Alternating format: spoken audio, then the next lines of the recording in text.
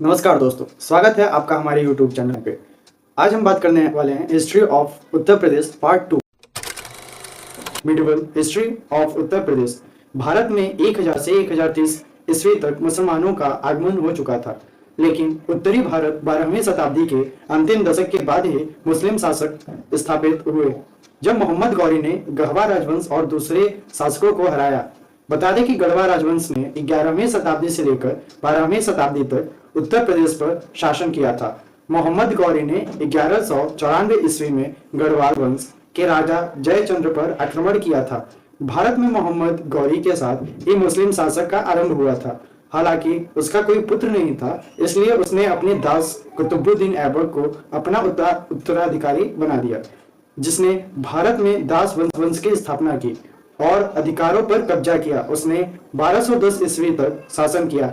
मोहम्मद जलालुद्दीन खिलजी ने दास वंश के अंतिम सुल्तान को उखाड़ फेंका और दिल्ली के सुल्तानों का खिलजी वंश स्थापित किया, जिसने 1290 से 1320 ईस्वी तक शासन किया।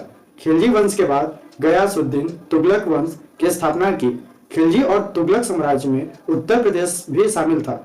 तुगलक वंश के पतन के बाद सरकी वंश की स्थापना हुई। सरकहों ने जौनपुर को अपनी राजधानी बनाया, जो एक शताब्दी से कम समय तक रही। इस वंश को 1479 ईस्वी में सुल्तान बहलो लोदी ने पराजित किया।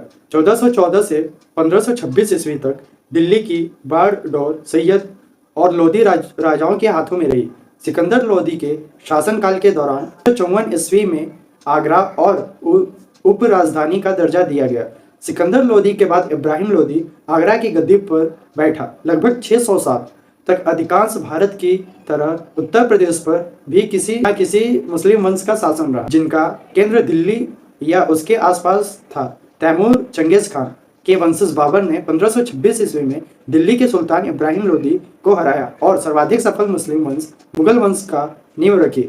इस साम्राज्य ने 200 साल से भी अधिक समय तक उपमहाद्वीप पर शासन किया, जो अफगानिस्तान से बांग्लादेश तक फैला हुआ था, जिसकी शक्ति उत्तर प्रदेश में केंद्रीकृत थी। चौसा के युद्ध में मुगल राजा हुमायूं को सूरी वंश के राजा शेर शाह सूरी ने हराया और उत्तर प्रदेश पर सूरी वंश का राज शुरू हो गया।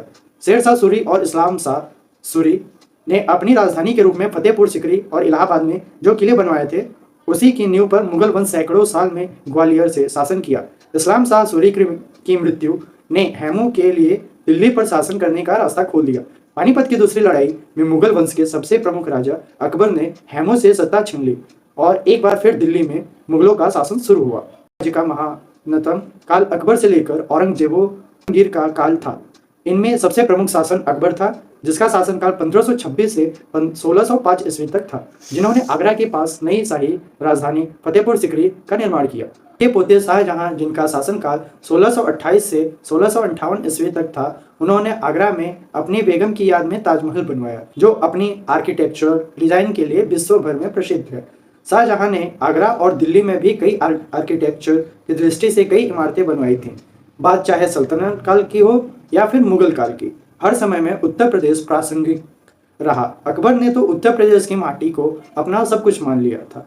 अकबर नैतिक बना रहा। इसके अलावा सल्तनत काल में संभल हो या आगरा, जौनपुर, सभी में उत्तर प्रदेश ने अपना वर्चस्व बनाए रखा। एकता व्यवस्था का प्रशासन रहा हो या फिर सल्तनत काल की आर्थिक शक्ति, सभी जगह उत्तर प्रदेश की चर्चा मिल जाती है। मुगल साम्राज्य ने उत्तर प्रदेश में हिंदू और मुस्लिम संस्कृति में मिली जुली एक नई संस्कृति का विकास किया। इस संस्कृति के जन्मदाता अकबर ही थे, जिन्होंने बिना किसी भेदभाव के अपने दरबार में आर्किटेक्चरल, लिटरेचर और म्यूजिक एक्सपर्ट को नियुक्त किया था। लेकिन धीरे धीरे हिंदुत्व और इस्लाम के टकराव ने कई एक विचारों को जन्म दिया और उनका विकास किया। 18वीं शताब्दी में मुगलों के पतन के साथ ही एक मिश्रित संस्कृति का केंद्र दिल्ली से लखनऊ चला गया, जो अवध के नवाब के अंतर्गत था और जहां सद्भाव के माहौल में कला, साहित्य, संगीत और काव्य का विकास हुआ। जब उत्तर प्रदेश आधुनिक भारत के पड़ाव पर पहुंचा, तो उत्तर प्रदेश का अलग ही रूप देखने को मिला। यहीं से उत्तर प्रदेश ने अपने लिए अलग कहानी लिखनी शुरू कर दी। चलिए जानते हैं उत्तर प्रदेश का आधुनिक इतिहास। मॉडर्न हिस्ट्री ऑफ उत्तर प्रदेश। 1707 में औरंगजेब की मृत्यु के पश्चात अगले 50 साल तक दिल्ली की गद्दी पर कुल 8 मुगल शासकों ने शासन किया। 1757 तक वर्तमान उत्तर प्रदेश में 5 स्वतंत्र राज्य स्थापित हो चुके थे। इस दौरान अवध और रुहेल दो ऐसे क्षेत्र बन गए जो शक्ति के संघर्ष, और रुहेला ने मुगल के खिलाफ विद्रोह कर दिया। इन दोनों के विद्रोह को देखते हुए बाकी राज्यों ने भी वर्चस्व के लिए दिल्ली में मुगलों के साथ संघर्ष शुरू कर दिया।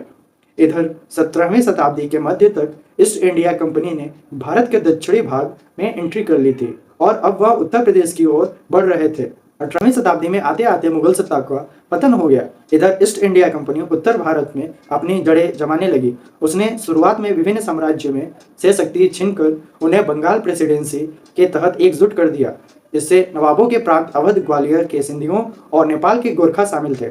1834 में ईस्ट इंडिया कंपनी ने उत्तर पश्चिमी प्रांतों को बंगाल प्रेसिडेंसी से अलग कर दिया और एक नई प्रेसिडेंसी का निर्माण किया, जिसे आगरा प्रेसिडेंसी कहा गया। सन 1857 की क्रांति की शुरुआत भी उत्तर प्रदेश के मेरठ शहर से हुई थी। यह क्रांति लगभग 1 साल तक चली और धीरे धीरे पूरे उत्तर भारत में फैल गई। इस क्रांति को भारत का पहला स्वतंत्र संग्राम नाम दिया गया। इस संग्राम में झांसी की रानी लक्ष्मीबाई, अवध की बेगम हजरत महल, बख्त खान, नाना साहेब ततीन के दमन के बाद ईस्ट इंडिया कंपनी को भारत का शासन ब्रिटिश ताज को सौंपना पड़ा। 1880 ईस्वी के बाद भारतीय राष्ट्रवाद के उदय के साथ उत्तर प्रदेश का प्रांत स्वतंत्रता आंदोलन के भी सबसे आगे रहा। इस प्रदेश ने भारत को मोतीलाल नेहरू, मदन मोहन मालवीय, जवाहरलाल नेहरू और पुरुषोत्तम दास टंडन जैसे महत्वपूर्ण राष्ट्रवादी राजनीतिक नेता दिए। सन 1902 में नॉर्थ वेस्ट प्रोविंस का नाम बदलकर United province of Agra and Awadh कर दिया गया। बोलचाल में इसे यूपी कहा जाने लगा। सन 1920 में प्रदेश की राजधानी को इलाहाबाद के स्थान पर लखनऊ बना दिया गया और प्रदेश का उच्च न्यायालय इलाहाबाद में ही बना रहा और लखनऊ में उच्च न्यायालय की एक हाईकोर्ट बेंच स्थापित की गई। उसी दौरान भारत में ब्रिटिश साम्राज्य की नींव हिलाने के लिए महात्मा गांधी ने असहयोग आंदोलन शुरू किया था, जो धीरे धीरे पूरे संयुक्त प्रांत में फैल गया। चौरा गांव में हुई हिंसा के कारण महात्मा गांधी को असहयोग आंदोलन रोकना पड़ा। इसके साथ ही संयुक्त प्रांत मुस्लिम लीग की राजनीतिक का भी केंद्र रहा। ब्रिटिश काल के दौरान इन्हीं प्रांतों में बसे अधिक रेलवे, नहर और संचार के साधनों का व्यापक विकास हुआ। अंग्रेजों ने यहाँ आधुनिक शिक्षा और वेस्टर्न कल्चर को भी बढ़ावा दिया। इसी के तहत यहाँ पर 1921 में लखनऊ विश्वविद्यालय की स्थापना हुई। बाद में 1935 में इसका संक्षिप्त नाम यूनाइटेड प्रोविंसेस प्रचलित हो गया। 1947 में भारत को अंग्रेजों से आज़ादी मिली और यूनाइटेड प्रोविंसेस एक नए लोकतांत्रिक भारत का महत्वपूर्ण एडमिनिस्ट्रेटिव यूनिट बन के गया। 2 साल बाद इसकी सीमा के पास स्थित टिहरी, गढ़वाल और रामपुर स्वतंत्र राज्यों को यूनाइटेड प्रोविंस में शामिल कर लिया गया। 24 जनवरी 1950 को गवर्नमेंट ऑफ इंडिया एक्ट 1935 के तहत यूनाइटेड प्रोविंसेस का नाम बदलकर उत्तर प्रदेश कर दिया गया था। लेकिन सन 2000 में उत्तर प्रदेश का विभाजन कर एक नए राज्य उत्तराखंड की स्थापना की गई। दरअसल उत्तर प्रदेश के गठन के तुरंत बाद राज्य के हिमालय क्षेत्रों में अशांति विकसित हो गई। इस क्षेत्र के लोगों को लगा कि इतनी ज्यादा जनसंख्या और इतने बड़े एरिया के कारण लखनऊ में बैठी सरकार उन पर ध्यान नहीं देगी और इनकी देखरेख नहीं कर सकेगी। व्यापक बेरोजगारी, गरीबी और अपर्याप्त बुनियादी ढांचे ने उनको असंतोष में योगदान दिया। 1990 के दशक में एक अलग राज्य की उनकी मांग में तेजी आई। 2 अक्टूबर 1994 में मुजफ्फरनगर में एक हिंसक घटना से आंदोलन बढ़ गया, जब पुलिस ने राज्य समर्थक प्रदर्शनकारियों पर गोलीबारी की, जहां बहुत से लोग मारे गए।